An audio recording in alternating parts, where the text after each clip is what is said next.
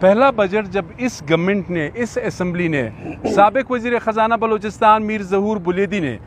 126 ارب روپے جو public sector development programme ہے پی ایس ڈی پی کے لیے مختص کیے گئے تھے، اس کے بعد پھر دیکھتے گئے 2023 میں، اب حال ہی میں جب بجٹ پیش کیا گیا تو اس میں پی ایس ڈی پی جو ہے پبلک سیکٹر ڈیولپمنٹ پروگرام یعنی ترقیاتی کاموں کے لیے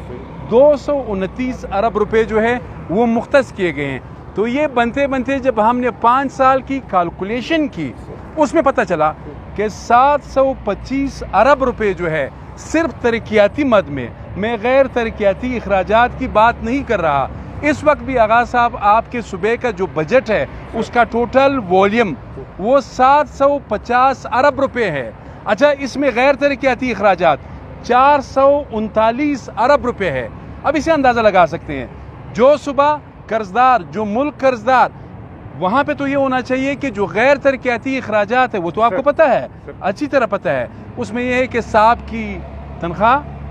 گاڑی کے وہ تو نظر آتے، جو غیر ترقیاتی ہے وہ تو نظر آتے ہیں، وہ تو آپ بھی دیکھتے ہو، ہم بھی دیکھتے ہیں. صاحب کی گاڑی ہے، فیول ہے، وہ تو 35 سال لائف کی. میں نے کئی بار کہا ہے کہ 17 گریڈ جب پاکستان میں کوئی بندہ تعینات ہوتا ہے اس کے 35 سال مزے ہوتے ہیں، پھر اس کے خاندان کی بھی ہوتے ہیں. لیکن